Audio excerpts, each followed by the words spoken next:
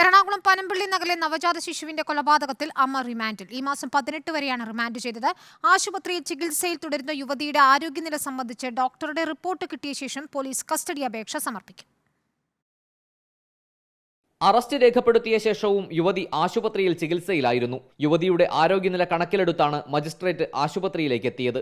കോടതി നടപടികൾ പൂർത്തിയാക്കി യുവതിയെ റിമാൻഡ് ചെയ്തു. ഈ മാസം 18 വരെയാണ് ജുഡീഷ്യൽ കസ്റ്റഡി.